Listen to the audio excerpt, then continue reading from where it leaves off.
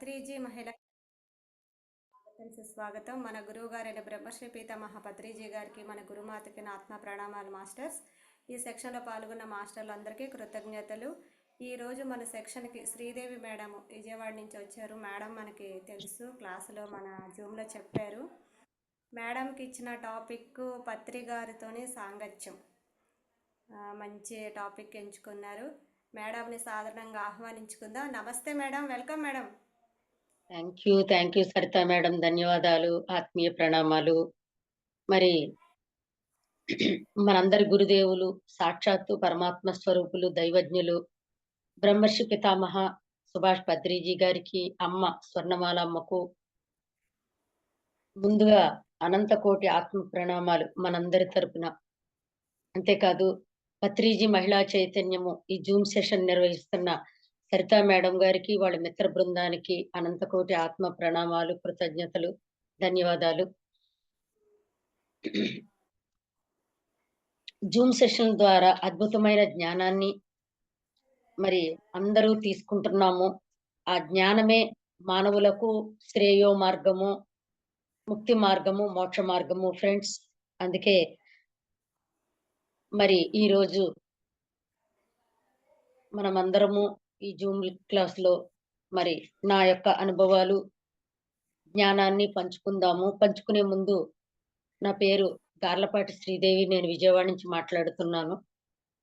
2009 ఫిబ్రవరిలో ఆధ్యాత్మిక జీవితంలోకి ప్రవేశించాను.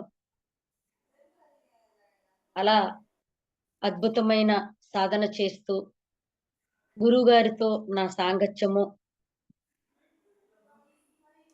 అలాగే ఈరోజు నేను చెప్పుకోబోయే అంశము శుక్లాంబరధరంలో ఉన్న పరమ రహస్యము, శుక్లాంబరధరం శ్లోకంలో ఉన్న రహస్యము. ముందుగా ఓంకారంతో ప్రారంభించుకుందాము. ఓ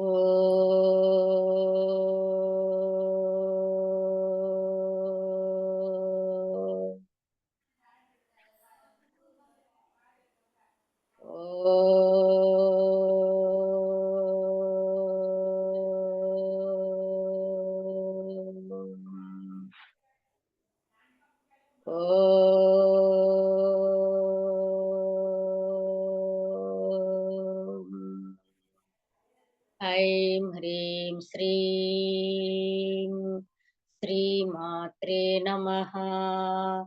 వక్రతుండ మహాకాయ కోటి సూర్య సమప్రభ నిర్విఘ్నం కురు మే దేవ సర్వకార్యేషు సర్వదా. సరస్వతి నమస్తుభ్యం వరదే కామరూపిణి విద్యారంభం కరిష్యామి సిద్ధిర్భవతు మే సదా.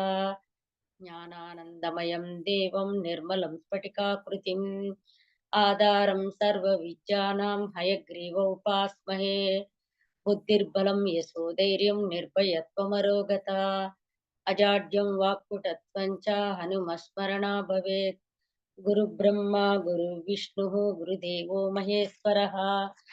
గురు సాక్షాత్ పరబ్రహ్మ తస్మై శ్రీ గురువే నమః.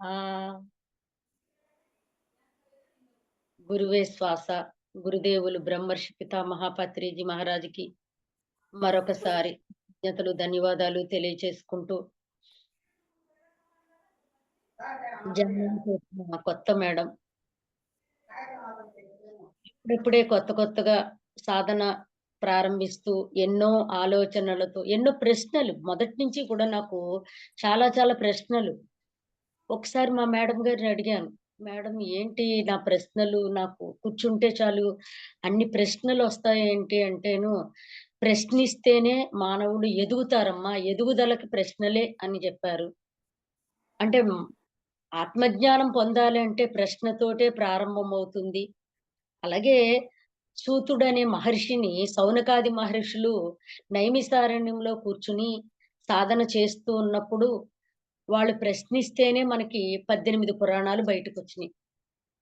ధర్మం అంటే ఏమిటి, సత్యం అంటే ఏమిటి, న్యాయం అంటే ఏంటి, ఎలా ధర్మంగా జీవించాలి, స్త్రీలు ఎలా ధర్మంగా ఉండాలి, పురుషుల యొక్క ధర్మాలు ఏమిటి, సమాజ ధర్మాలు ఏమిటి, కుటుంబ ధర్మాలు ఏమిటి, స్వధర్మం ఎలా పాటించాలి అనే ఇలాంటివన్నీ అడుగుతూ ఉన్నప్పుడే మనకి ఈ 18 పురాణాలు, 18 ఉప పురాణాలు కూడా బయటకు వచ్చినియి మిత్రులారా. అలా 2009 ఫిబ్రవరిలో నేను ఆధ్యాత్మిక జీవితంలోకి ప్రవేశించినప్పుడు గుడివాడలో పిరమిడ్ ఓపెనింగ్. అందరూ కలిసి గురు దంపతులను ఆహ్వానించడానికి ఆహ్వాన పత్రికలు, పాంప్లెట్స్ పట్టుకుని గురు పత్నికి, గురుదేవుడికి బట్టలు పట్టుకుని వెళుతున్నాం. మేడం గారు చెప్పారు, "అమ్మా హైదరాబాద్ ఎళ్తున్నాం. గురువుగారిని ఇన్వైట్ చేయడానికి. ఎవరైనా వస్తారా?" అంటే, "మేమొస్తాం, మేమొస్తాం, మేమొస్తాం" అని అలా ఒక 8 మంది అందరము రెడీ అయ్యాము. అయితే ఎవరైనా బట్టలు పెట్టాలి అనుకుంటే గురువుగారికి, గురుపత్నికి బట్టలు కూడా పట్టుకెళ్ళండి అంటే, నేను కూడా బట్టలు కొనుక్కున్నాను. గురువుగారికి పెడదామని. అందరం కలిసి వెళ్తున్నాం. నేనొచ్చిన కొత్త. నేను వ్యాన్ ఎక్కే ముందే అనుకుంటున్నాను. ఏమనుకుంటున్నానంటే, ఆ గురువు పత్రిజీ గారు గురువు నిజ గురువైతే, నిజంగా ఆ గురువుకి సర్వము తెలిస్తే, గురువుకి అఖండమైన శక్తి ఉంటే, నేనెవరో ఆయనకి తెలీదు గదా! కానీ నన్ను పేరు పెట్టి పిలవాలి అని అనుకుని, ఎందుకో తెలీదు. అలా అనుకుని వెళ్ళాను. వ్యాన్ ఎక్కాను. అలా హైదరాబాద్ వెళ్ళాము. హ్మ్. వెళ్ళడం ఒక పిరమిడ్ మాస్టర్ వాళ్ళ ఇంటికెళ్ళాము. బందర్ లక్ష్మి మేడం వాళ్ళ ఇంటికి. అందరూ స్నానాలు చేసి ఫ్రెష్ అయిపోయి, ఎర్లీ మార్నింగ్ 5:30కి పత్రి సార్‌ని కలవడానికి మళ్ళీ ఎళ్ళిపోతారేమోనని వాళ్ళ ఇంటికెళ్ళాం. ఎళ్తే తలుపు తీశారు మేడం గారికి. మేడం గారు స్వర్ణమాలమ్మ తలుపు తీశారు. తలుపు తీసి, "ఏంటి గుడివాడ మాస్టర్స్ అందరూ ఒకసారే వచ్చారు యుద్ధం చేయడానికా?" అని అడిగారు. "కాదండి పిరమిడ్ ఓపెనింగు ఆహ్వానించడానికొచ్చాము. అయినా మనం చేస్తున్నది యుద్ధమే. ధర్మ యుద్ధము. అధర్మాన్ని అణచడానికి కోసం యుద్ధం చేస్తున్నాము. అహింసా యుద్ధము" అన్నారు. అన్న తర్వాత నవ్వుకున్నాం అందరూను. "కూర్చోండి పత్రి సారు లేట్‌గా వచ్చారు. రాత్రి 1 అయిపోయిందొచ్చి. పడుకున్నారు. లేవగానే మాట్లాడదాము. ఈలోగా ధ్యానంలో కూర్చోండి" అన్నారు. అందరం హాల్‌లో ధ్యానంలో కూర్చున్నాం. కూర్చుంటే ఈలోగా ఒక అరగంటకి 6కి పత్రి సార్ లేచారు. లేచి కళ్ళు నులువుకుంటూ హాల్లోకొచ్చారు. అందరిని చూసారు. అందరిని చూసిన తర్వాత ఓయబ్బో! ఏంటో మా అబ్బా! ఇల్లు లక్ష్మిలతో నిండిపోయిందన్నారు. గురువుని చూడగానే ఎందుకో తెలీదు ఒక రకమైన ఆనందం కలిగింది. ఈలోగా శివప్ప గారు బయట నుంచి టిఫిన్‌లు తీసుకొచ్చారు. ఆ కవర్ తీసుకెళ్ళి టేబుల్ మీద పెట్టారు. స్వర్ణమాల అమ్మ టిఫిన్‌లు చేశాక మాట్లాడుకోండి అని పిలిచారు అమ్మ టిఫిన్‌లకి. పత్రి సారు లోపలికెళ్లారు. లోపలికెళ్ళి ధ్యానంలో ఉన్న మమ్మల్ని రాజకుమారి మేడం టిఫిన్ చేద్దురు గాని రండి అన్నారు. మేడం లేచెళ్లారు లోపలికి. బందరు లక్ష్మి మేడం రండి టిఫిన్ చేద్దురు గాని అన్నారు. మేడం లేచెళ్లారు. మూడో పేరు నాది. శ్రీదేవి మేడం రండి టిఫిన్ చేద్దురు గాని అన్నారు. వెంటనే కళ్ళమ్మట నీళ్లు కారిపోయినియి అసలు. ఎందుకంటే నేను వెళ్ళే ముందు అనుకున్నాను. గురువు గారు నన్ను పేరు పెట్టి పిలవాలి. నేను ఆ మహత్యం ఏంటో తెలుసుకోవాలి, వినాలి. అంటే ఆయనకి నేను తెలీదు. కానీ నన్ను పేరు పెట్టి పిలవాలి అని వ్యాన్ ఎక్కే ముందే అనుకున్నాను నేను. అక్కడికెళ్ళిన తర్వాత అలా పిలిచేసరికి ఎంత ఆశ్చర్యం అనిపించిందో. ఆశ్చర్యం, ఆనందం కళ్ళమ్మట నీళ్లు కారిపోతున్నాయి.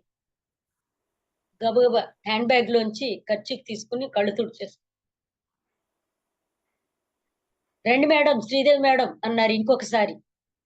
"సార్ వస్తున్నాను సార్" అని లేచి వంటింట్లోకి పరిగెట్టాను.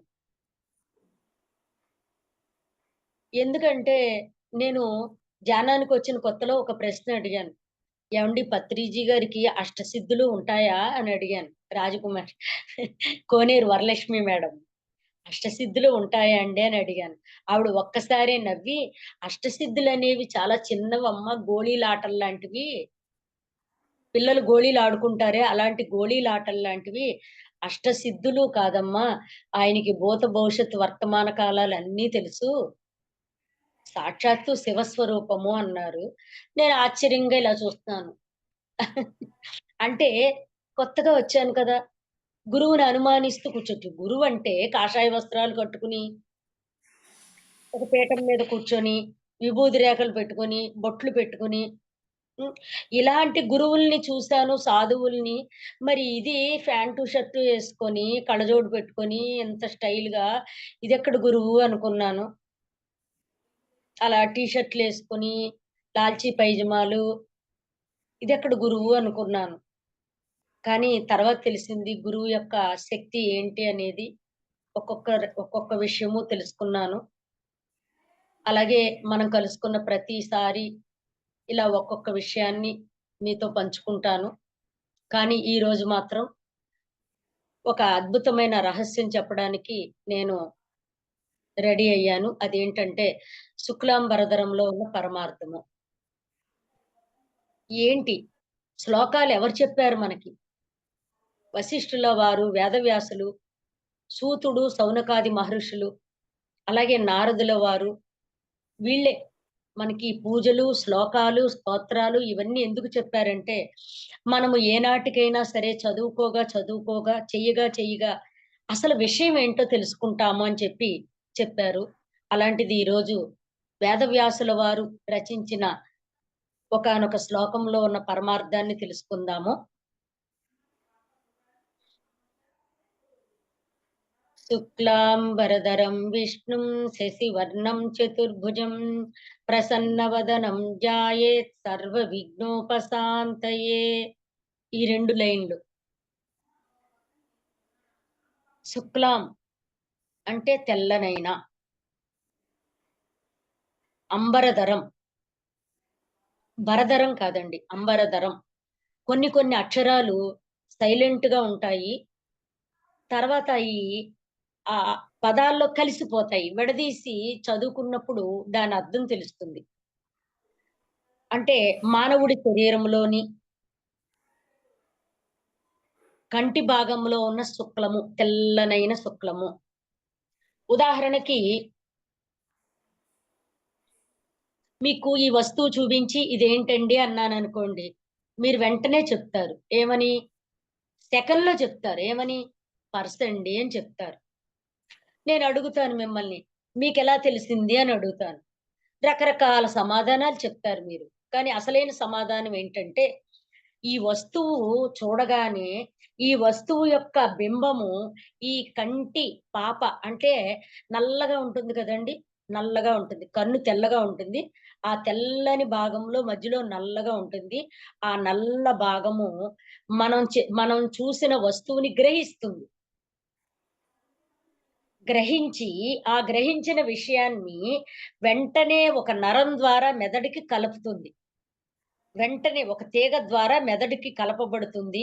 మెదడులో అప్పటి వరకు మనం మనం పుట్టినప్పటి నుంచి ఏదైతే వింటామో, ఏదైతే చూస్తామో అవన్నీ మెదడులో స్టోర్ అయ్యి ఉంటాయి. మనకా విషయం తెలీదు. ఇది పరస్సు అనే విషయం మెదడులో స్టోర్ అయ్యి ఉంటుంది. కన్ను చూసినప్పుడు ఆ కంటి పాపం మీద ఈ వస్తువు పడినప్పుడు అది లోపలికెళ్ళి మనకి పర్సు, దీన్ని పర్స్ అంటారు అని చెప్తుంది. వెంటనే ఒక నరము లోపలికి పర్స్ అంట అని చెప్తుంది. వెంటనే ఇంకో నరం కదులుతుంది. పర్సు అని నోట్లోంచొస్తుంది.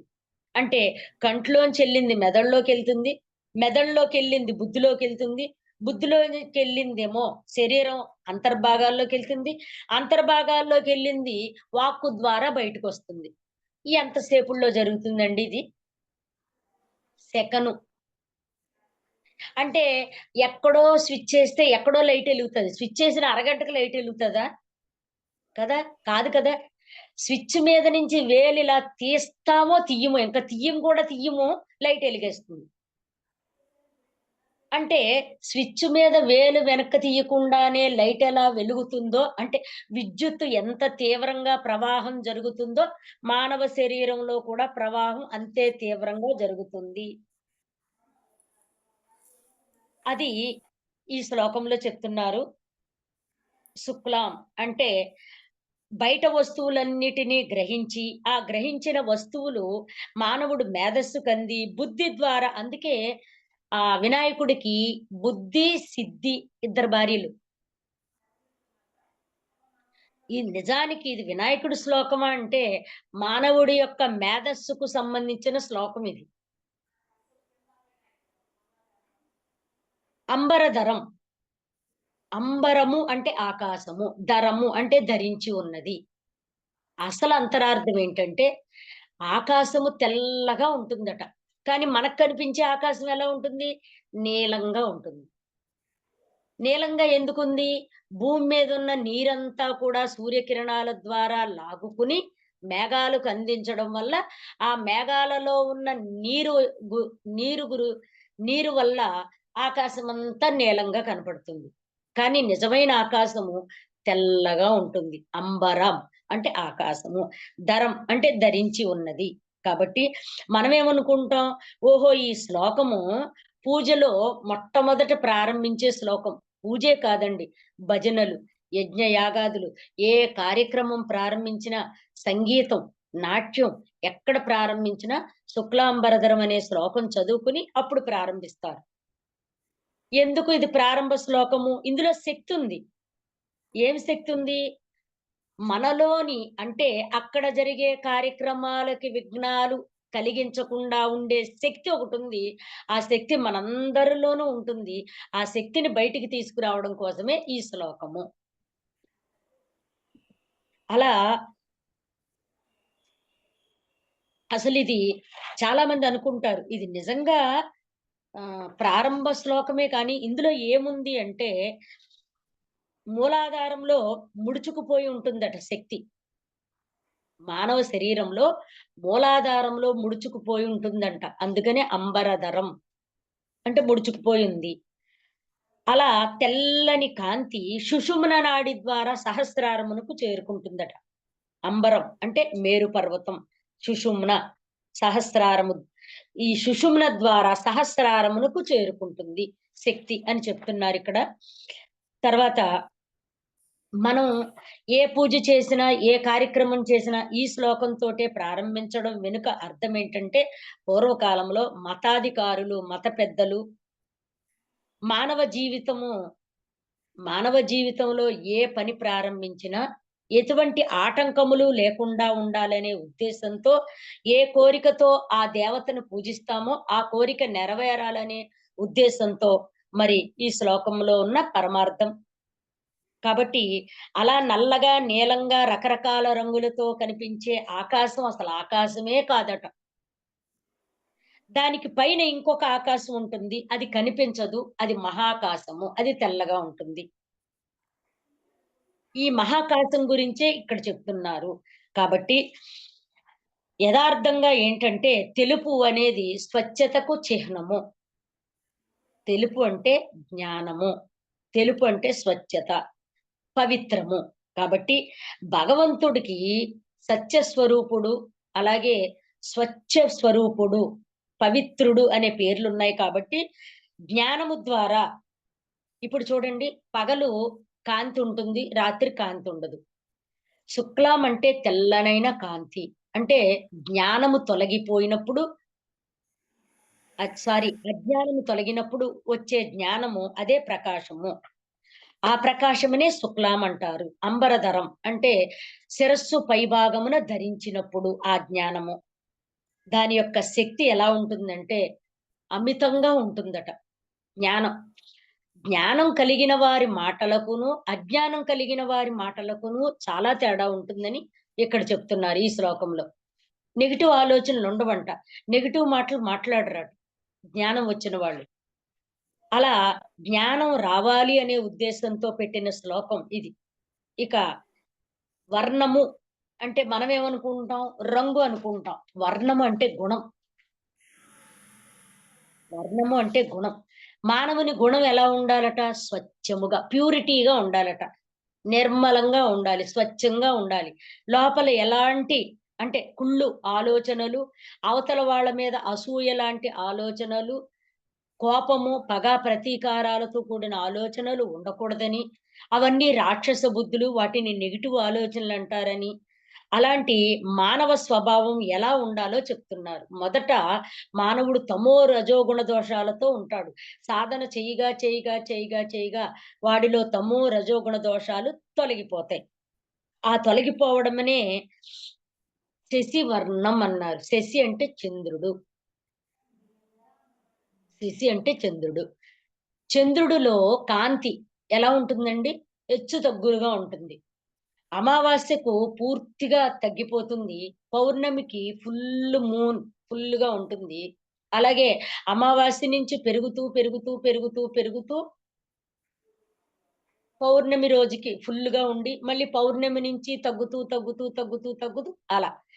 అలా పెరుగుతూ చంద్రుని యొక్క కాంతి ఎలా ఉంటుందో, మానవ దేహంలో కూడా ఆలోచనలు కూడా, శక్తి కూడా పెరుగుతూ ఉంటుంది. ఎలా ఉంటుందో తెలుసా అండి? ఉదయం మనం లేవగానే ఫ్రెష్‌గా ఉంటాం. అవునా కాదా? ఫ్రెష్‌గా ఉంటాం. పనులు చేసుకుంటూ ఉంటాం. అలా పనులు చేయగా ఉదయం నుంచి పని చేసుకున్నప్పుడు మధ్యాహ్నానికి కొంత శక్తి క్షీణిస్తుంది. అలాగే సాయంకాలానికి ఇంకొంత శక్తి క్షీణిస్తుంది. రాత్రి అయ్యేసరికి ఇంకొంత శక్తి. అలా శక్తి క్షీణిస్తూ రాత్రి ఖచ్చితంగా నిద్రపోతాం. ఎందుకు? నిద్రలో శక్తి తీసుకుంటాం కాబట్టి పగలు, రాత్రి అలా ఏర్పాటు చేయబడింది. అలా మానవ శరీరంలో ఇలాంటి స్థితిగతులన్నీ ఉంటాయి అని చెప్పడానికే శశివర్ణం. అంటే చంద్రుడి యొక్క కాంతి. వర్ణము అంటే కాంతి. మనం ఏమనుకుంటాం? వర్ణం అంటే కులం అనుకుంటాం. వర్ణము అంటే కాంతి. వర్ణము అంటే గుణము. ఇక్కడ రకరకాల అంతరార్థాలుంటాయి. ఆ సిట్యుయేషన్ అంటే ఆ పదార్థానికి తగ్గ అంతరార్థం ఉంటుందక్కడ.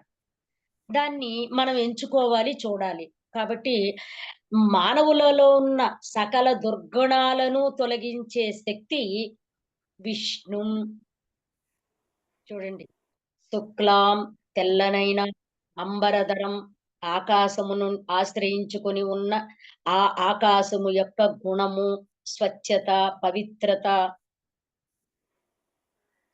శశివర్ణం పెరుగుతూ ఉండే ఆ యొక్క శక్తి ఎందుకు తగ్గిపోతుంది అంటే, ఆకాశము నుండి సమస్తము మనకి వ్యాపిస్తూ, విస్తరిస్తూ ఉన్నాయి.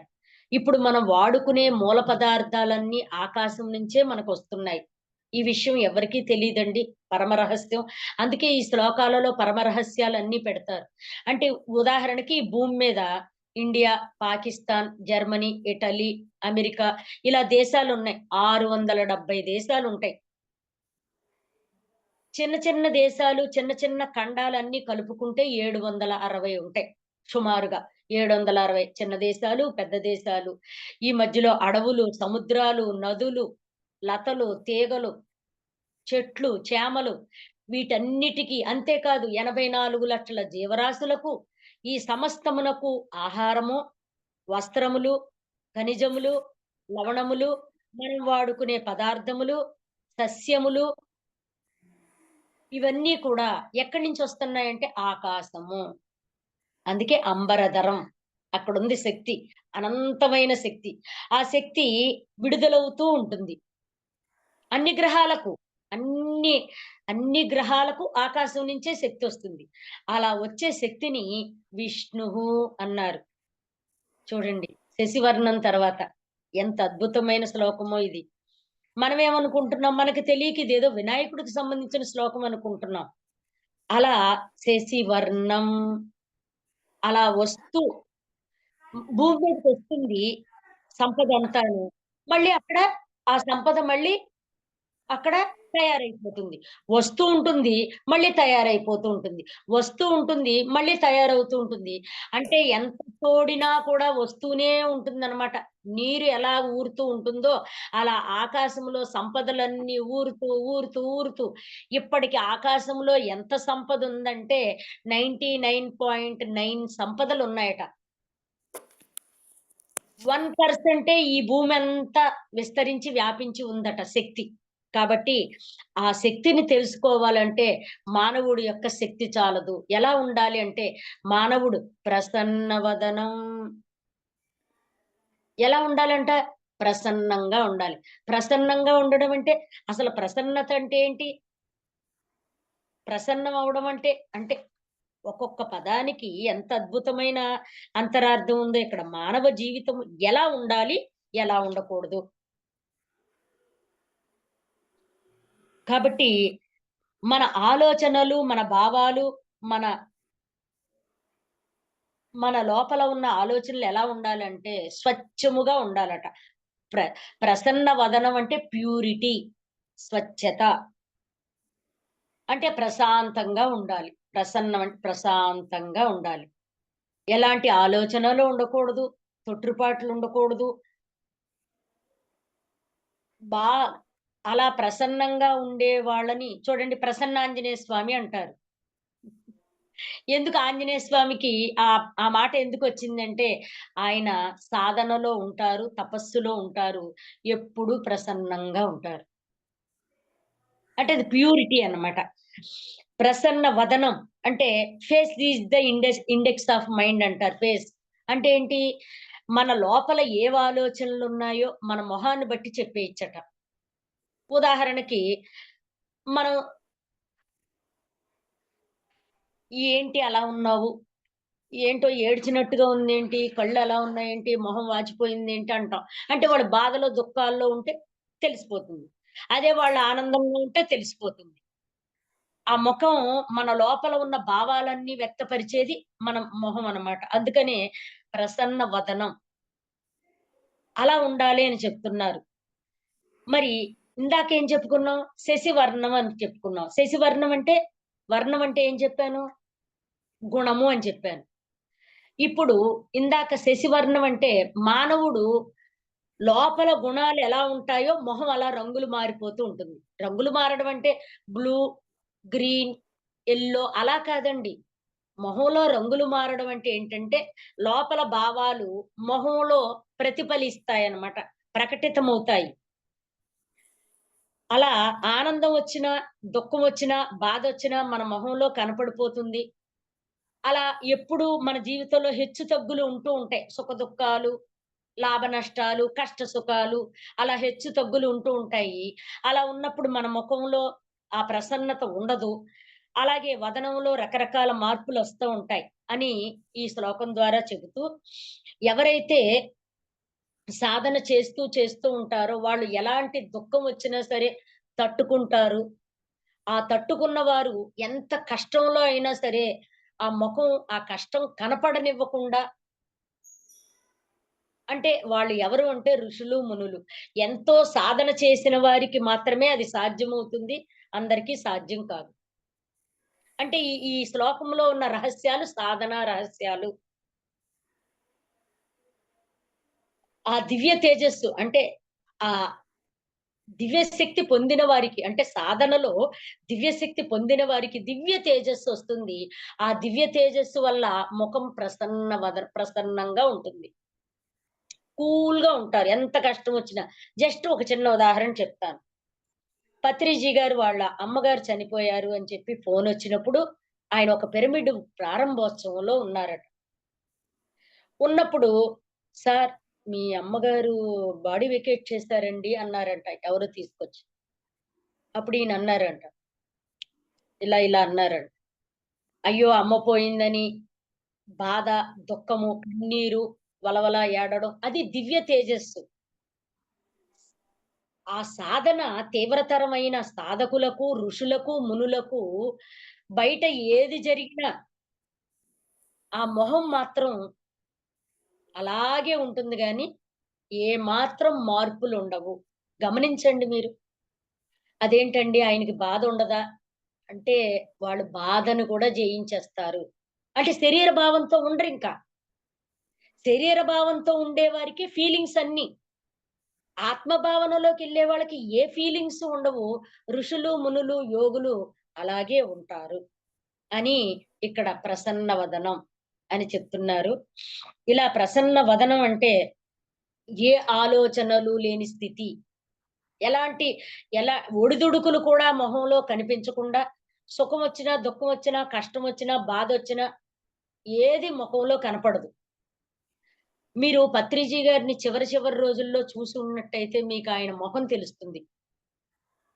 ఆయన తీసుకుంటున్న ఆ రోగమేంటి, ఆయన ఆ మొహమేంటి ప్రసన్నంగా అసలు అంత బాధ లోపల అంత బాధున్నట్టుగా కూడా ఆ మొఖంలో కనపడలేదు. మరి గమనించారో లేదో తెలీదు మీరు. ఎందుకంటే నేను ఈ శ్లోకాలుని ఫస్ట్ నుంచి కూడా నా టాపిక్స్ ఏంటో తెలుసా అండి? శ్లోకాలు ఎందుకు చెప్పారు? ఈ శ్లోకాలలో ఉన్న పరమరహస్యాలేంటి? ఈ శ్లోకం దేవుడికి సంబంధించిందా? మనకు సంబంధించిందా? ఎవరికి సంబంధించింది? ఎవరు చెప్పారు? ఎవరితో చెప్పారు? ఎందుకు చెప్పారు? ఏ పరిస్థితిలో చెప్పారు? దీని మీదే నా కాన్సంట్రేషన్ అంతా కూడా. అందుకని ఈ శుక్లాంబరధరం అనే శ్లోకము వేదవ్యాసుల వారు సూతుడు, సౌనకాది మహర్షులకి చెప్పారు. ఆ మహర్షులు ఏమడిగారంటే వ్యాసుల వారిని, వ్యాసుడంటే సాక్షాత్తు మహావిష్ణువు కదా! వ్యాసాయ విష్ణు రూపాయ, వ్యాస రూపాయ విష్ణవే. అడిగారు ఏమని? మానవులు మానవులకు ఏ సత్యము తెలిస్తే, ఏ జ్ఞానం పొందితే వాళ్ళు ఇంకేది తెలుసుకోవలసిన అవసరం లేదు అని అడిగారు. అప్పుడు చెప్పారు ఈ శ్లోకం. అందుకనే ఈ శ్లోకాన్ని మనం ప్రారంభ శ్లోకముగా వాడుకుంటాం. ఎందుకు ప్రారంభ శ్లోకం? ప్రారంభమే ఇంత గొప్పగా మనం మొదలుపెట్టామనుకోండి, అది ఖచ్చితంగా నెరవేరి తీరుతుంది. కాబట్టి ఇది ప్రారంభ శ్లోకముగా మన హిందూ ధర్మశాస్త్రాలలో, పురాణాలలో అలాగే అన్నిట్లోనూ కూడా పూజాది విధులలో కూడా ఇది ప్రారంభ శ్లోకము. జాయేత్ అంటే ధ్యానం చేసేవారు అంటే ధ్యానించేవారు. ధ్యానం చేసేవారి యొక్క బుద్ధి, ధ్యానం చేసేవారి యొక్క మనసు వికసిస్తాయని, అలా మనసు వికసించినప్పుడు, బుద్ధి వికసించినప్పుడు లోపల ఉన్న దుర్గుణపూరితమైన ఆలోచనలన్నీ తొలగిపోతాయని, అంటే సద్బుద్ధి వస్తుందని, బుద్ధి అంటే చెడు బుద్ధి మంచిగా, చెడు ఆలోచనలు మంచి ఆలోచనలుగా, చెడు స్వభావాలు మంచి స్వభావాలుగా, చెడ్డ మనసు మంచి మనసుగా మారిపోతుంది. అందుకే జాయేత్ ధ్యానం చెయ్యి. సర్వ విఘ్నోపశాంతయే. అలా ధ్యానం చేస్తూ ఉంటే సమస్త విఘ్నాలు తొలగిపోతాయి. విఘ్నాలంటే ఏం లేదండి. ఏదైనా ఓ పని అవుతుందో లేదో, ప్రారంభించకుండానే అవుతుందో లేదో, ఎవడైనా అడ్డమొస్తారేమో, మనం చేస్తే మంచిదేనా కాదా? ఇలాగా అంతరంగంలో మదనం అన్నమాట. అంతరంగ మదనం అంటారు. ఉదాహరణకి మానవులు దేవతలు, రాక్షసులు సముద్రం చిలికారు. సముద్రం చిలికినప్పుడు మొట్టమొదట వచ్చింది జ్యేష్ఠాదేవి అట. జ్యేష్ఠాదేవి. జ్యేష్ఠాదేవి అంటే ఏంటంటే అన్నీ కలిసి రాకపోవడం, అపశకునాలు, ఎక్కడుంటే అక్కడ అన్నీ కోల్పోవడం, కలిసి రాకపోవడం. కానీ ఏంటా శుభమా అని సముద్రం చిలుకుతుంటే ఈవిడొచ్చింది అంటే, "ఏం పర్వాలేదు. నేనున్నాను కదా!" అని చెప్పి ఆ జ్యేష్ఠాదేవిని శ్రీమన్నారాయణ మూర్తి ఆమెను తీసుకున్నట్టుగా మనకుంది. అంతేకాదు హాలాహలం వచ్చింది. హాలాహలం వస్తే ఆయనేం చేశారు? శివుడు కంఠంలో హలహలాన్ని మింగారు. కంఠంలో దాచుకున్నారు. అమ్మ కంఠాన్నిలా నొక్కిపట్టి ఉంచింది. అంటే ఏంటి? హాలాహలం వచ్చినప్పుడు శివుడు తీసుకున్నాడు. అవాంతరాలొచ్చినప్పుడు విష్ణువు తీసుకున్నారు. మరి ఏ దేవతలు ఎందుకు ముందుకు రాలేదు? అంటే వారిద్దరే ఈ లోకాన్ని పాలించగల శక్తి ఉంది. అందుకే శివకేశవులకు ఎక్కువ భాగం శివకేశవులకు ఎక్కువ శక్తి ఉంటుంది అని చెప్పడం కోసమే ఆ శివకేశవులకు మన గురుస్థానం ఇచ్చారు. కాబట్టి ఇక్కడేం చెప్తున్నారు? ఎవరైతే సాధన చేస్తూ ధ్యానం చేస్తూ ఉంటారో, అలాంటి ధ్యానం చేసే మానవులలో ఉన్న సమస్త విఘ్నాలను, అవరోధాలను, అడ్డంకులను తొలగించుకునే శక్తి మానవుల యొక్క అంతరంగంలో ఉన్నది. అంతరంగాన్ని శుద్ధి చేసినప్పుడు లోపల ప్రశాంతంగా ఉండి, ఒక పని చేసేటప్పుడు ఆ పని ఎలా విజయవంతమవుతుందో, ఆ పని కుదురుతుందో, కుదరదో అనే విషయాన్ని మానవుల యొక్క అంతరంగము ద్వారా మాత్రమే తెలుసుకుంటారు. దాన్నే విచక్షణా జ్ఞానము అంటారు. అలా విచక్షణా జ్ఞానము మానవుడికి ఎలా ఉంటుందంటే సాధన ద్వారా. అందుకే జాయేత్ సర్వ విఘ్నోపశాంతయే. ఎందుకు చెప్పారు? కొంతమంది మేధావులు ఇది వినాయకుడు శ్లోకం కాదు, మహావిష్ణువు శ్లోకం అన్నారు. ఎందుకంటే అక్కడ శుక్లాంబరధరం విష్ణు అని ఉందట. అందుకని ఇది మహావిష్ణువు శ్లోకం అన్నారు. లేదు లేదు ఇది వినాయకుడు శ్లోకం అని కొంతమందన్నారు. కానీ అసలు ఇందులో వినాయకుడి పేరు లేదే. ఇప్పుడు శుక్లాం లేదు. భరధరం లేదు. విష్ణు లేదు. శశివర్ణం ఎక్కడా లేదు. చతుర్భుజం 4 వేదాలు ఎక్కడా లేదు. ప్రసన్న వదనం లేదు. సర్వ విఘ్నోపశాంతయే. ఇక్కడ చతుర్భుజం అంటే 4 దిక్కులు. చూడండి చాలా మందికి ఏ పనైనా ప్రారంభించేటప్పుడు తూర్పు దిక్కుకెళ్తేనండి పనులవుతాయంటారు. మరి చాలా మంది మీరు విన్నారో లేదో నాకు తెలీదు. ఆ! ఇలాంటి సెంటిమెంట్లుంటాయి కొంతమందికి. కానీ నిజానికి ఇలాంటి ఆహ్, ఈ దిక్కులోనే శుభం జరుగుతుంది, ఈ దిక్కులో శుభం జరగదు అనే మాటలు అజ్ఞానంతో కూడిన మాటలు. అది జ్ఞానంతో కూడిన మాటలు కాదు. నువ్వు చేసే పని మంచిదైతే, నువ్వు చేసే పని సమాజ హితమైతే, కుటుంబానికి ఉపయోగమైతే, లేదా నీకైనా ఉపయోగమైతే, ఆ పని నిరభ్యంతరంగా ఏ సమయంలో అయినా, ఏ ప్రాంతం నుంచైనా సరే చెయ్యొచ్చును. ఎలాంటి విఘ్నాలు ఉండవు నువ్వు. నీవు చేసే పనిలో దోషం లేకపోతే, అసూయ లేకపోతే, పగ ప్రతీకారాలతో కూడి లేకపోతే అంటే ఒకళ్ళను బాధపెట్టే పనులు, ఒకళ్ళని నష్టపరిచే పనులు అలా ఏమీ లేనట్టయితే, నువ్వు ఏ పని చేసుకున్నా, ఏ దిక్కులో ప్రారంభించినా, ఏ టైంలో ప్రారంభించినా అది మంచిదే అని చెప్తున్నారు. కొంతమందికి చూడండి, అమావాస్య రోజున అసలు ఏ పని మొదలెట్టరు. భయం ఆళ్ళకి. అష్టం అంటే కష్టాల పాలనుకుంటారు. చాలా చూసుకుంటారు. కానీ నిజానికి అలాంటి అష్టమిలో కష్టాలు, అమావాస్య నుండి పనులవ్వకపోవడం అలాంటియి ఏమీ లేవసలు. అవన్నీ తిథులు ఎందుకు పెట్టారంటే ఉదాహరణకు చెప్తాను మీకు. మీకు ఆ రహస్యం చెప్తే ఈ శుక్లాంబరధరంలో ఉన్న రహస్యం అంతా తెలిసిపోతుంది. పూర్వకాలంలో విద్యుత్ లేనప్పుడు, విద్యుత్ అంతగా లేనప్పుడు, అంతగా ఏంటి అసలు విద్యుత్తే తయారవ్వక ముందు, కనిపెట్టక ముందు చమురు దీపాలు వెలిగించుకునేవారట. అప్పటికింకా లాంతర్లు, దీపాలు అలాంటియి కూడా లేవు. ఒక మట్టి ప్రమిదలో అప్పటికింకా పత్తి కూడా లేదు. పాత పాత బట్ట వాడేసిన బట్ట ఇలా నులిమి అది ఒత్తిగా చేసి ఆ ఒత్తులు వెలిగించుకునేవారు. అంతేకాదు ఆ దీపము ఎలా ఉండేది అంటే కొంతసేపు వెలిగి ఆరిపోయేది.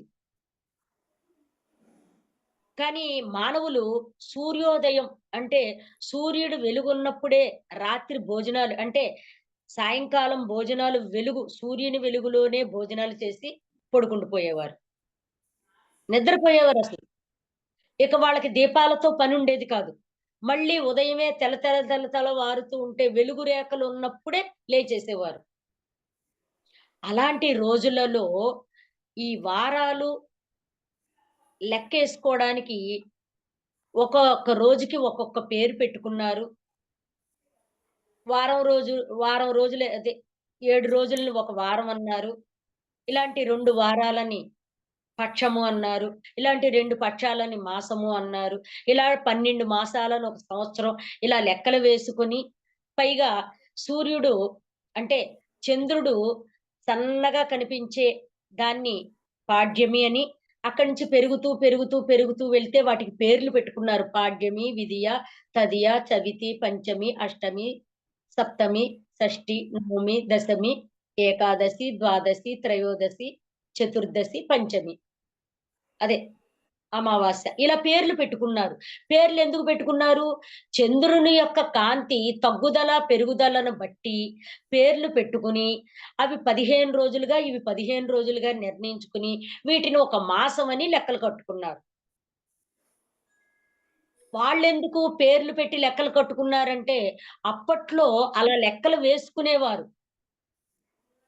అవే లెక్కలు ఇప్పుడు తప్పు అంటున్నారు. భయం. అక్కర్లేని మూఢాచారాలు, అక్కర్లేని ఆలోచనలు.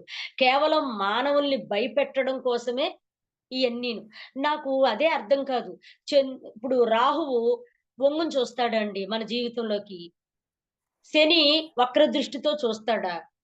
కేతు వంకరగా చూస్తాడా? ఎందుకండి? మనల్ని ఎందుకు వంకరగా చూడడం వాళ్ళు? మనం గత జన్మల్లో ఎవరినైనా మోసం చేసినా, పాపం చేసినా, ఎవరికైనా అన్యాయం చేసినా, ఎవరి ధనాన్ని దోచుకున్నా, మానాన్ని దోచుకున్నా, ఎవరినైనా నష్టపరిచినా, కష్టపెట్టినా అవన్నీ కూడా మనకి ఈ జన్మలో దుఃఖాలుగా, పాపాలుగా, అంగలోపాలుగా, అవయవ లోపాలుగా, రోగాలుగా బాధిస్తూ ఉంటాయి. మనం చేసుకున్న అందుకే పత్రిజీ గారేం చెప్పారు? చిన్న చిన్న పాపాలు, చిన్న చిన్న రోగాలు, పెద్ద పెద్ద పాపాలు, పెద్ద పెద్ద రోగాలు, రకరకాల పాపాలు, రకరకాల రోగాలు. అప్పుడే మనకు అర్థమైపోవాలి. ఓహో! ఈ రోగానికి కారణం కిందటి జన్మలో నేను చేసిన పాపం అని తెలుసుకోవాలి గానీ, ఇప్పుడు పూజలు, భజనలు, యజ్ఞాలు చేయించేస్తే ఆ రోగాలు తగ్గవు. లేదా రక్షరేకులు, తాయెత్తులు అయ్యి కట్టుకుని, రక్షరేకులు ఇంట్లో పెట్టుకుని ఒక మూల కాబట్టి అది పరమ సత్యము. తెలుసుకోవలసిన పరమ సత్యం ఏంటంటే, అసలు ఎక్కడ కూడా చెడనేది లేదండి. వారాలలో గాని, తిథులలో గాని, నక్షత్రాలలో గాని ఎక్కడ చెడనేది లేదు. ఎక్కడుంది చెడు అంటే మానవుడి యొక్క మనసు. అది చెడ్డ మనసు కాబట్టి దానికి చెడు ఎక్కడుందా? ఎక్కడుందా? చెడు వైపే ఉంటది దృష్టి. అందుకే నీ దృష్టిని మార్చుకో సృష్టి బావుంటుంది అని చెప్పారు పత్రిజీ గారు. చాలా సందర్భాల్లో. ఏమక్కర్లా మన దృష్టి మార్చుకుంటే సృష్టి బావుంటుంది. అంటే మనం చూసే విధానం, వినే విధానం, ఆలోచించే విధానం ఇవన్నీ మారిపోవాలి. అవన్నీ మారాలి అంటే మనం సాధన చెయ్యాలి. సాధన చేయకుండా ఏ మార్పులు రావండి. సాధన చేస్తేనే ఒక్కొక్క విషయము గ్రంథాల ద్వారా స్వాధ్యాయము, గ్రంథాల ద్వారా సజ్జన సాంగత్యము అంటే సత్యము తెలుసుకున్న వారితో సాధన సాంగత్యము చేసినప్పుడు, ఆచార్య ప్రబోధము అంటే ప్రసంగాలు విన్నప్పుడు సాధన. అందుకే సాధన, స్వాధ్యాయము, సజ్జన సాంగత్యము, ఆచార్య ప్రబోధము ఈ 4. ఈ 4 చేస్తే సత్యము తెలుస్తుంది. సత్యం ఎక్కడుందండి? దూరంగా ఉంది. దూరంగా ఉందా? దగ్గరగా ఉన్నాయా? సాధన, స్వాధ్యాయము, సజ్జన సాంగత్యం, ఆచార్య ప్రబోధం దగ్గరగా ఉన్నాయి. ఎందుకంటే ఇవన్నీ వెంటనే దొరుకుతాయి మనకి. సాధనలోకి రాగానే పుస్తకాలు చదవాలనిపిస్తుంది. పుస్తకాలు చదివినప్పుడు ఎవరైనా అనుభవాలు తెలుసుకోవాలనిపిస్తుంది. అది సజ్జన సాంగత్యం, అనుభవాలు. ఇదిగో ఈరోజు ధ్యానం చేసావు కదా! నీకెలా ఉంది? నీకేమన్నా కనిపించిందా? నీకేమన్నా వినిపించిందా? నీకేమన్నా అనిపించిందా? ఇది సజ్జన సాంగత్యం. ఆ తర్వాత ఆచార్య ప్రబోధము. ఎందుకు ఆచార్య ప్రబోధము? నీ లోపల మనసులో ప్రశ్నలుంటాయి. ఆ ప్రశ్నలన్నిటికి సమాధానాలు నీకు ఒక్కొక్కటిగా లభించి తీరుతుంది. కాబట్టి ఈ 4 దగ్గరగా ఉంటాయి. సత్యము మాత్రం దూరంగా ఉంటుంది. సత్యమే పరమాత్మ. సాధన చేసి, స్వాధ్యాయం చేసి, సజ్జన సాంగత్యం చేసి, ఆచార్య ప్రబోధము చేస్తే భగవంతుడు తెలియబడతాడు. దైవం అంటే ఏంటో తెలుసుకుంటాము. దైవము స్త్రీ కాదు, పురుషుడు కాదు. దైవం అంటే విగ్రహాలు కాదు అని తెలుసుకుంటాము. నీవే నేనను సత్యము మరచి వెర్రిగ నిన్నే వెతికేను శివా శివా శివా నేనే నీవని సత్యము మరచి గుడిలో నిన్నే వెతికేను శివా శివా నాకారమే నీ ప్రాకారము నాకారమే నీ ప్రాకారము కంటి చూపులే ముఖద్వారములు మేరుదండమే ధ్వజస్తంభము పలికే నాలుక ప్రథమ డమరుకం శ్వాసలు రెండు ద్వారపాలకులు, నాగన సాధన నిత్యము పూజ, నీవేనే నను సత్యము మరచి, వెర్రిగ నిన్నే వెతికేను శివా. మీరు గమనించండి, వినాయకుడి విగ్రహం దగ్గరికి వెళ్ళి ఈ చేయితో ఈ చెవిని, ఈ చేత్తో ఈ చెవిని పట్టుకుని 3 గుంజీళ్ళు తీస్తారు. ఎందుకు తీస్తారు? ఎందుకు 3 తీయాలి? 4వది ఎందుకు తీయకూడదు? అసలు గుంజీళ్ళు ఎందుకు తీస్తున్నారు? గుంజీళ్ళు ఎప్పుడు తీస్తారు? పనిష్మెంట్ అంటారు. "ఏయ్! సరిగ్గా చదవలేదా? గుంజీళ్ళు తీ" అంటారు టీచర్ గారు. అంటే సరిగ్గా చదవకపోతే గుంజీళ్ళు తీయిస్తారు. అవునా కాదా? ఎందుకు చదువుకోవాలి? చదువుకుంటే జ్ఞానం వస్తుంది. జ్ఞానం వస్తే సంపాదన ఎలాగో తెలుస్తుంది. ఆ జ్ఞానములో ధర్మ సంపాదన, ధర్మముగా, అధర్మంగా కాదు. అందుకే గుంజీళ్ళు తీయిస్తారు పిల్లలతో. చిన్నప్పటి నుంచే ఈ శ్లోకము చదివిస్తారు, గుంజీళ్ళు తీయిస్తారు. అంటే ప్రసన్న వదనం. తప్పు చేస్తే మన మొహం ఎలా ఉంటదో తెలుసా అండి? కంగారు కంగారుగా ఉంటది. గమనించండి తప్పు చేసిన మొహం ఎలా ఉంటదో. మరి ప్రసన్న వదనం ఎప్పుడుంటది? ప్రశాంతంగా, మంచిగా ఆలోచిస్తే, మంచిగా మాట్లాడితే, లోపల ఏ కుళ్ళు లేకుండా ఉంటే, నెగెటివ్ ఆలోచనలు లేకుండా ఉంటే అలా ఉండాలి.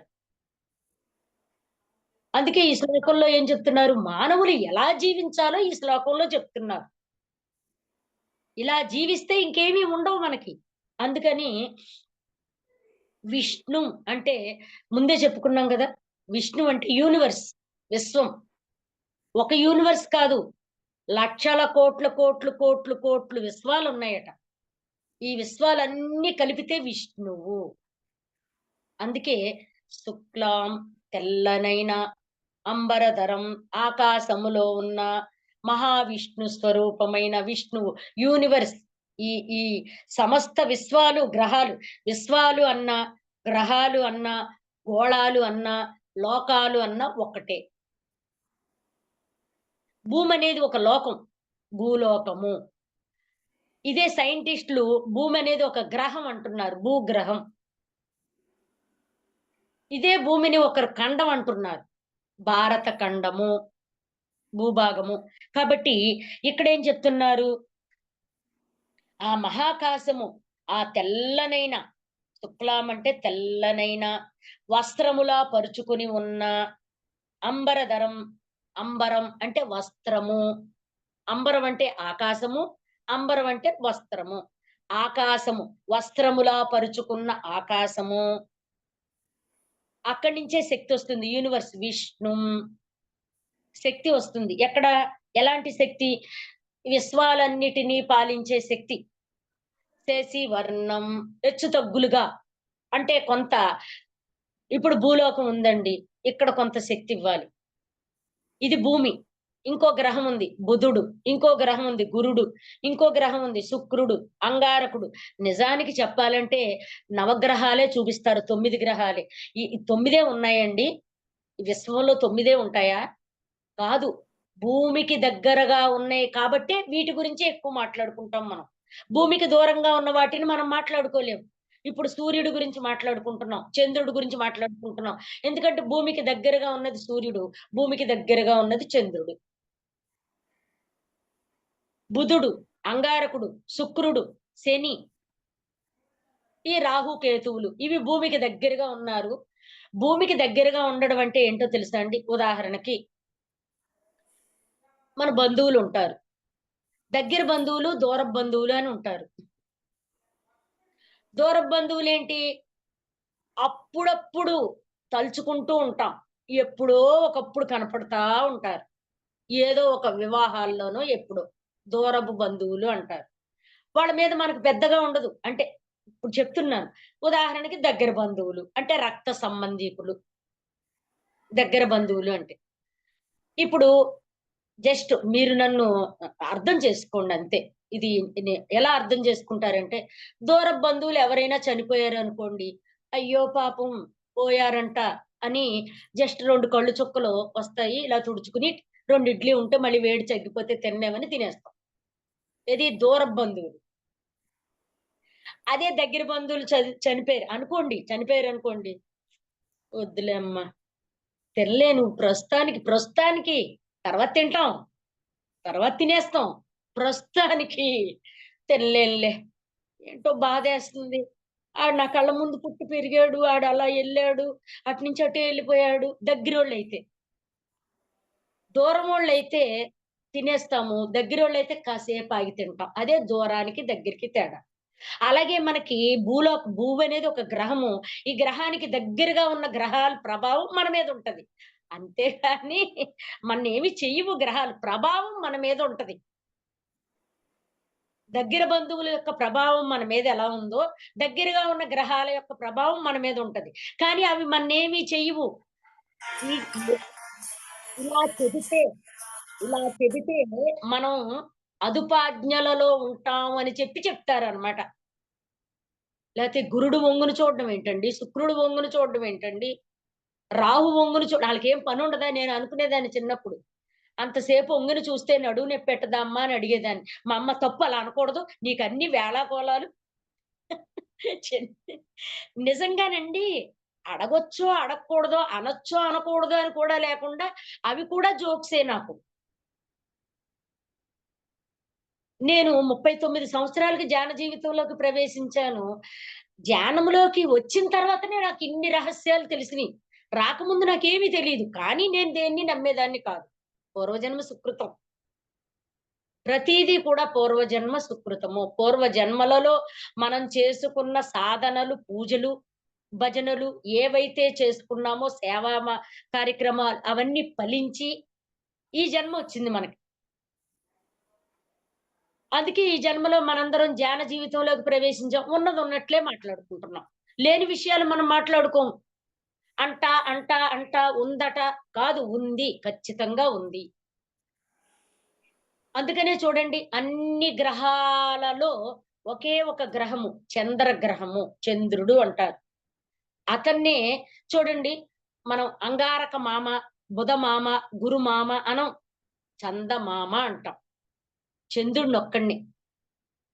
ఎందుకు చందమామ అంటాము? మామ అంటే ఎవరు? అమ్మకి సోదరుడు. అమ్మ ఎవరు? భూమి. భూమాత, తల్లి, భూదేవి. ఈ భూదేవికి దగ్గరగా ఉంటాడు కాబట్టి అతడు సోదరుడు. ఎందుకు సోదరుడయ్యాడు? భూమి మీద సకల సంపదలకు కారణం చంద్రుడు. అంటే భూమికి శక్తినిచ్చేవాడనమాట. రక్త సంబంధీకులు అంటారు కదా! మన అక్కనో, మన అన్నయ్యనో చూడగానే "అన్నయ్య దా వచ్చావా" అని మొహం ఇంత అయిపోద్దే. మన తమ్ముడిని, మన చెల్లిని చూడగానే వాటేసేసుకుంటాం. మన నిజంగా పెద్ద వయసైనా సరే ఒళ్ళు పావుతాం చూడండి. "ఏరా ఎలా ఉన్నావురా? ఎన్ని రోజులైందిరా కనిపించి" అని. అప్పుడు మనకి స్త్రీ పురుష భావం ఉండదు. హత్తుకుంటాం. అప్పుడు అలా హత్తుకున్నప్పుడు మనకి కల్మషాలేమి ఉండవు. కామం ఉండదక్కడ. ప్రేమ.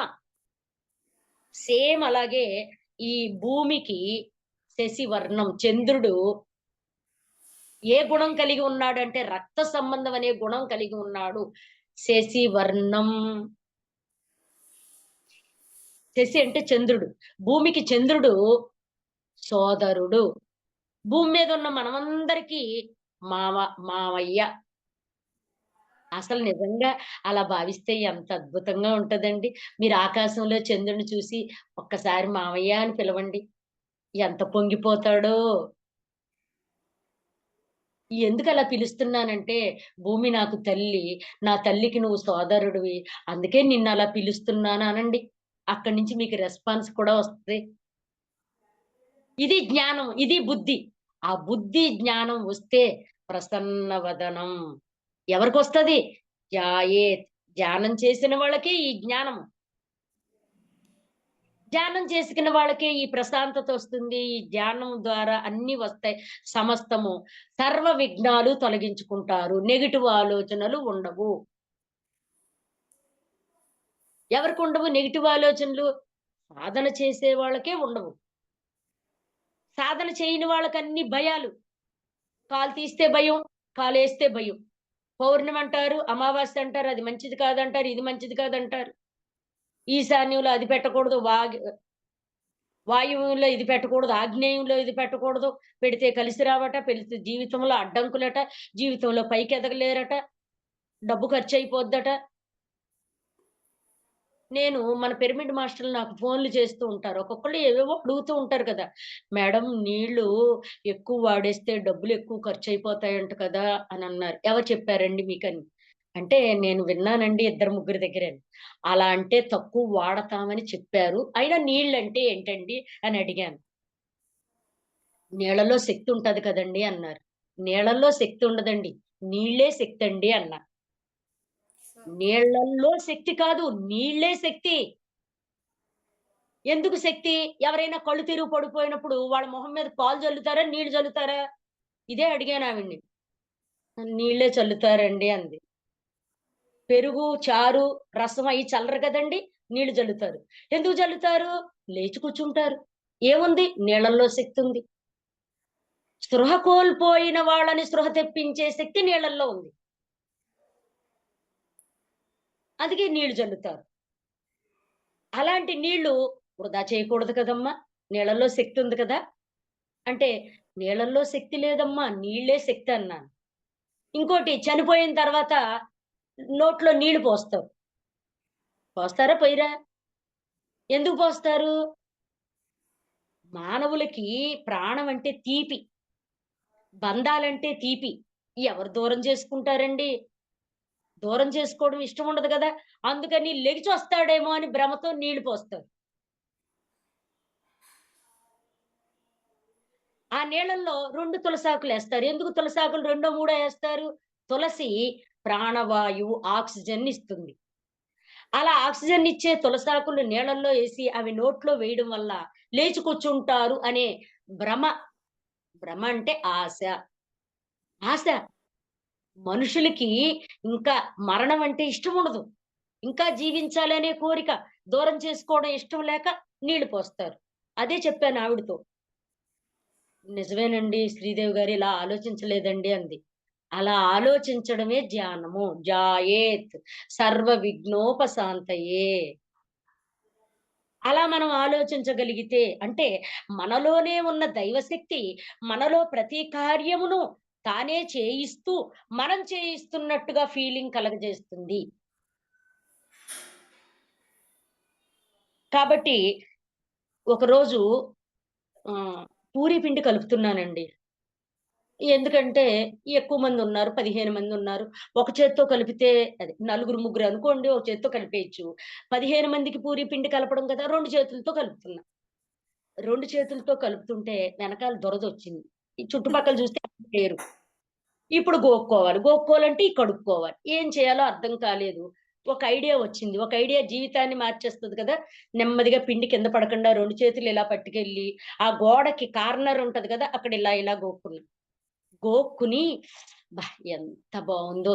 ఎవరో గోకినట్టుగా ఉంది అనుకుని, అమ్మ నీకు 4 చేతులుంటాయి కదా! నాకు కూడా 4 చేతులున్నాయమ్మా. ఈరోజు మూడో చెయ్యి కనిపించిందమ్మ గోడ. ఒక్కోసారి అదే మూడో చెయ్యి ఒక గెరిటవ్వచ్చు, అట్ల కాడవ్వచ్చు, లేపోతే ఏదో అవ్వచ్చు. దాంతో ఇలా ఇలా అనుకుంటాం పెన్ను. దురదొస్తే మనకందని ప్లేస్‌లో దురదొస్తే అది కూడా హస్తమే. అది కూడా చేయూత, చేయూత అంటారు. చేయూత అంటే చెయ్యి ఖాళీగా లేనప్పుడు వచ్చే ఊతం అన్నమాట.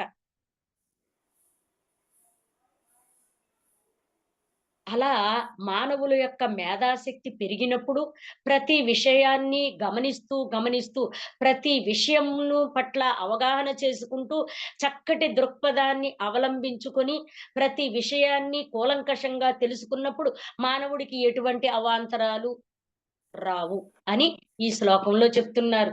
అవాంతరాలంటే అడ్డాలు. నెగెటివ్ ఆలోచనలు.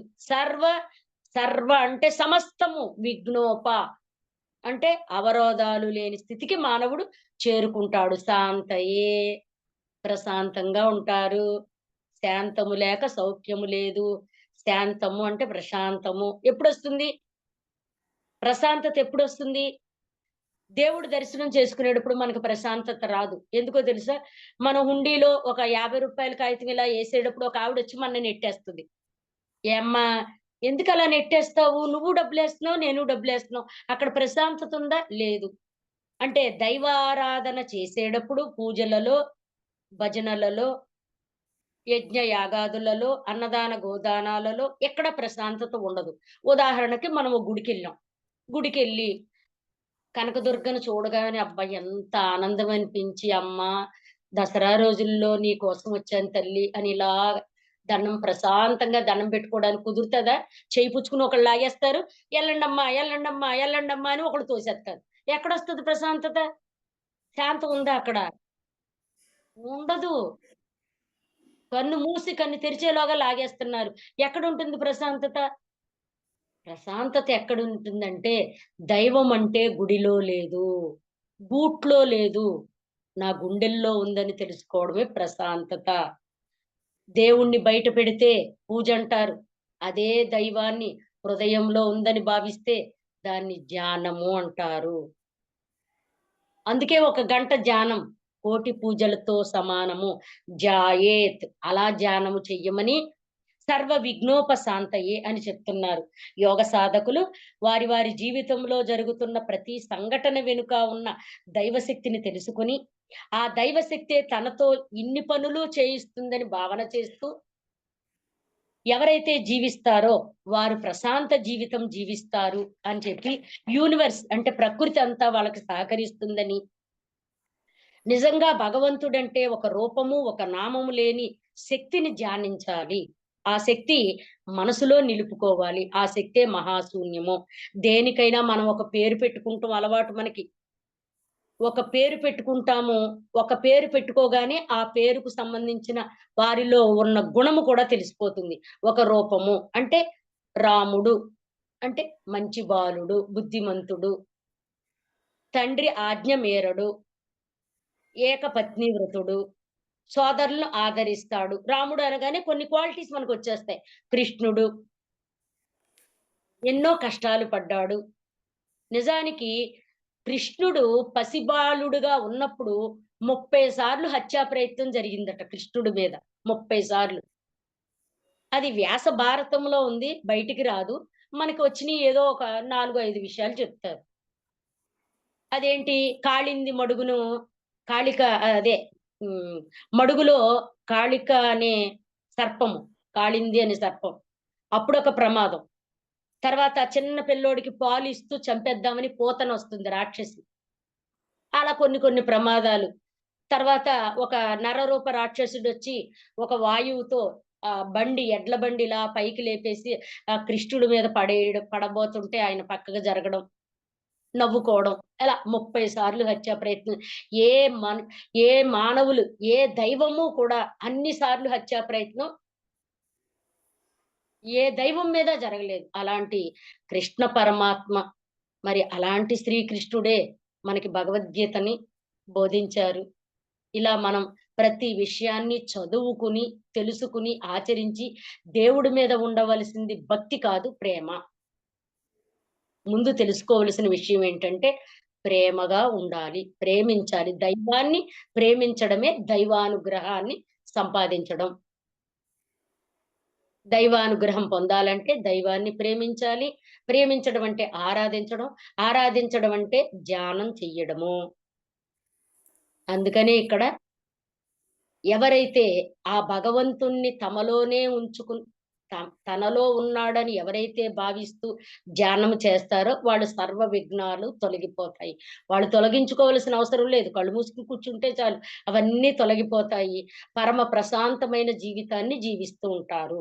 ఎలాంటి ఒడిదుడుకులు ఉండవు. ఎందుకంటే ధ్యానానికొచ్చిన కొత్తలో రకరకాల క్లాసులకి వెళ్తూ ఉండేదాన్ని. నేను డైరీ తీసుకెళ్ళి ఎవరన్నా ఏదన్నా చెప్తుంటే ఆ విషయం రాసుకునేదాన్ని. అలా ఒకసారి ధ్యానం క్లాస్‌కెళ్ళినప్పుడు ఒకాయన చెప్పారు. ఏమనంటే, "నీ శత్రువు నిన్ను చంపడానికి ఒక గుణపమో, లేతే ఒక గొడ్డలో, ఒక చాకో ఏదో పట్టుకుని నీ దగ్గరికొస్తాడు నిన్ను చంపడానికి. నువ్వు ధ్యానంలోకొచ్చేసావు. ధ్యానం చేసుకుంటూ ఉన్నాము. ఆ ధ్యానంలో ఉన్నప్పుడు అతను గొడ్డలి తీసుకొచ్చి నిన్ను చంపుదామనుకున్నవాడు కూడా నిన్ను చంపలేడు. చంపలేడు సరికదా! ఆ గొడ్డలి దాచేసి నవ్వుతూ నీ దగ్గరికొచ్చి ఎలా ఉన్నావు? ఏంటి బావున్నావా? అని మాట్లాడతాడట. వీలైతే నీకు ఒక పువ్విచ్చి, ఒక పువ్వు బొకే ఇస్తారు కదా! అలాగా ఒక పువ్విచ్చి, నువ్వు బావుండాలి అని చెప్పి ఎళ్ళిపోతారట. ఈ మాటలు నేను ధ్యానంలోకొచ్చిన కొత్తలో ఒక క్లాస్‌లో ఒకాయన చెప్పారు. నువ్వొచ్చిన కొత్త. నిజంగా వింటున్నాను. ఇలా కూడా జరుగుతదా ధ్యానంలో? ఎప్పుడునండి నేనొక్కటి అనుకునేదాన్ని వచ్చిన కొత్తలో 2009 ఫిబ్రవరిలో ధ్యానంలోకొచ్చిన కొత్తలో నాకేమీ కనపడేది కాదు. ఏమి ఇనపడేది కాదు. కానీ నేను క్లాస్ అయిపోగానే క్లాస్ చెప్పిన ఆయన చుట్టూ అందరూ మూగిపోయేవారు. ఆయన్ని ముట్టుకుంటే ఏదో వస్తది. ఆయన షేక్ హ్యాండ్ ఇస్తే ఏదో వస్తది. ఆయనకి కష్టాలన్నీ చెప్పేసుకునేవారు. నాకది నచ్చేది కాదు. ఆళ్ళు క్లాస్ చెప్పడానికొచ్చారు గానీ, మన కష్టాలు తొలగించడం కోసం రాలేదు అని నాకర్థమయ్యేది. అలా నాకు అవగాహన పెరిగింది. ధ్యానంలో కళ్ళు మూసుకొని కూర్చున్నప్పుడు నాకు అవగాహన పెరిగింది. అంతేకాదు, నేను ప్రతి విషయాన్ని రాసుకుని, మళ్ళీ ఇంటికెళ్ళి ఇంకొకసారి చిన్న పిల్లలాగా రివిజన్ చేసుకునేదాన్ని. 2, 3 సార్లు.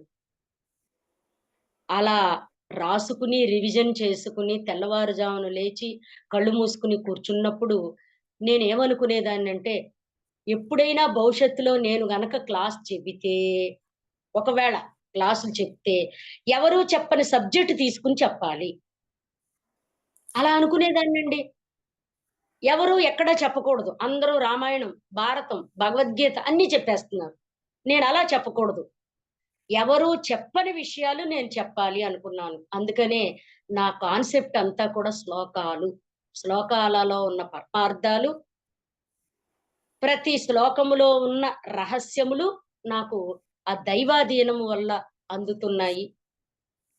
అలా నేను ఈరోజు ప్రారంభంలో శుక్లాంబరధరం శ్లోకం చెప్పి, దానిలో ఉన్న పరమార్థం చెప్పి, ఈ శ్లోకం చెబుతూ వినాయకుడి ముందు ఎందుకు గుంజీలు తీస్తారంటే, ఎక్కడో అక్కడ తప్పు జరుగుతుంది. క్షమించమని అడుగుతారు. క్షమించమని అడగడమే గుంజీలు తీయడం. కానీ, అసలు తప్పే చెయ్యకపోతే గుంజీలు తీయాల్సిన అవసరం లేదు కదా! తప్పు చేయకుండా ఉండాలంటే మనసు బావుండాలి, బుద్ధి బావుండాలి. ఈ మనసు, బుద్ధి బావుండాలి. అలా బావుంటే అన్ని విఘ్నాలు తొలగిపోతాయి అని ఈ శ్లోకంలో ఉన్న పరమార్థము.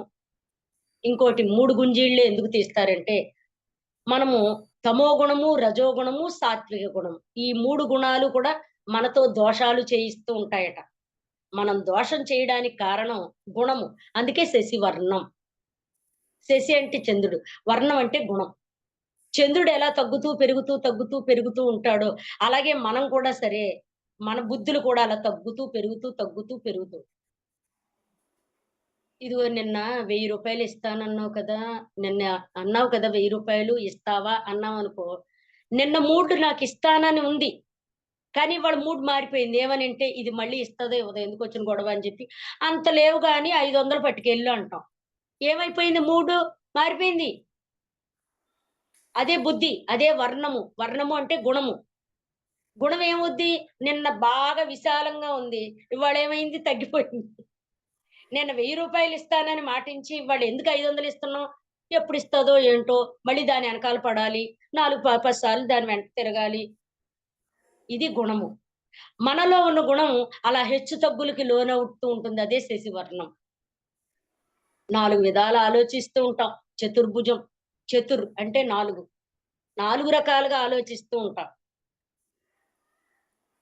ప్రసన్న వదనం ఎప్పుడొస్తుంది? ధ్యానం చేస్తే. అప్పుడు సర్వ విఘ్నాలు తొలగిపోతాయి. అప్పుడు ఇస్తాదో లేదో అని రాకుండా, ఇస్తుంది అనే ఆలోచనతో ఇస్తాము. అది కష్టమైతే ఆదుకుంటాము. నిష్ఠూరమైతే ఏం లేదమ్మా నా దగ్గర లేదు ఏమనుకోద్దు. ఏదో అంటారే అంచె నిష్ఠూరం కంటే ఏదో నిష్ఠూరం బెటర్ అని. యెస్. ఎక్కడ దోషం లేదండి. దోషము అనుకుంటే దోషము, తప్పు అనుకుంటే తప్పు. ఎక్కడా తప్పు లేదు, దోషం లేదు. మన ఆలోచనలు సవ్యంగా ఉండాలనే ఈ శ్లోకము. ఈ 2 లైన్‌ల శ్లోకము. ఇంత అద్భుతమైన అవకాశం ఇచ్చారు వైజాగ్ సరిత మేడం గారు, పత్రిజీ మహిళ ధ్యానము. అసలు ఈ జూమ్ సెషన్‌లో నేను వరుసగా 4 రోజులు క్లాసులు చెప్దాం అనుకున్నానండి. మేడం గారికి మాటిచ్చాను. మరి ఎందుకంటే పత్రిజీ మహిళా చైతన్యము. చైతన్యం అంటే ఇంటికి దీపం ఇల్లాలు. ఇల్లాలు ధ్యానం చేస్తే ఇల్లు బావుంటుంది. చైతన్యం అనేది స్త్రీతో మొదలవ్వాలి. స్త్రీ చైతన్యవంతంగా, శక్తివంతంగా ఉంటే ఇల్లంతా బావుంటుంది. ఎందుకంటే రామాయణం ఒక స్త్రీ వల్లే, భారతం స్త్రీ వల్లే, గొడవలన్నీ స్త్రీల వల్లే వస్తాయి. యుద్ధాలు కూడా స్త్రీల వల్లే వస్తాయి. పోట్లాట్లు ఇవన్నీ స్త్రీల వల్లే వస్తాయి. అందుకని స్త్రీయే ఇంటికి వెలుగు. ఇలా పోట్లాట్లొస్తాయి కాబట్టే మహిళలకు కేటాయించిన సీట్లలో వారిని కూర్చోనిద్దామని బస్సులో రాస్తారు. ఎందుకంటే 4 సీట్లు ఇవ్వకపోతే ఈళ్ళు దెబ్బలాడతారు అని అనుకుంటున్నారేమో కాదు. అందులో గర్భిణీ స్త్రీలుంటారు. అర్థమైందండి? ఋతుక్రమం వచ్చిన వాళ్ళుంటారు. 3 డేస్ ప్రాబ్లమ్. అందుకని రాశారు. అంతేగాని మనం పోట్లాడతామని కాదు. బస్సులో ఎందుకు రాస్తారు? మహిళలకు ఒక 4 సీట్లు ఎందుకు కేటాయిస్తారు? ఇలా ప్రాబ్లమ్స్ ఉంటాయి. ప్రాబ్లమ్స్ ఉంటాయి. అలాగే గర్భిణీ స్త్రీలుంటారు. శూలింతరాలు రకరకాలు. వాళ్ళకేం ప్రాబ్లమ్స్ ఉండవు. అందుకని ఆళ్ళు నుంచున్నా పర్వాలేదు. అలాగే సరిత మేడం గారు పత్రిజీ మహిళా చైతన్యము. నాకెంత బావుంటదో ఈ కాన్సెప్ట్. Thank you madam. మంచి థ్యాంక్ యూ. కాన్సెప్ట్‌తో ఈ సెషన్ నిర్వహిస్తున్నారు. ధన్యవాదాలు, కృతజ్ఞతలు, ఆత్మీయ ప్రణామాలు. మరి థ్యాంక్ అన్ని యూ. విషయాలు ప్రతిరోజు ఒక గంట ఒక్కో శ్లోకం చదువుకుని, ఆ శ్లోకంలో ఏం చెప్పారు? అది వినాయకుడికి సంబంధించిందా? విష్ణువుకి సంబంధించిందా? మనకి సంబంధించిందా? ఎవరు చెప్పారు? ఎందుకు చెప్పారు? తెలుసుకుందాము. Thank you very much. ఇంత అద్భుతమైన అవకాశం ఇచ్చిన లలితా స్వరూపులైన జూమ్ సెషన్‌లో ఉన్న దేవాది దేవుళ్ళందరికీ కృతజ్ఞతలు, ధన్యవాదాలు. స్వస్తి. Thank you madam. Thank you so much madam. చాలా అద్భుతంగా ఉంది మేడం. కాన్సెప్ట్ మటుగా లోతైన సబ్జెక్టు అర్థం చేసుకుంటే మటుగా చాలానే మేడం. చాలా బాగుంది. నమస్తే మేడం. Thank you madam. ధన్యవాదాలండి.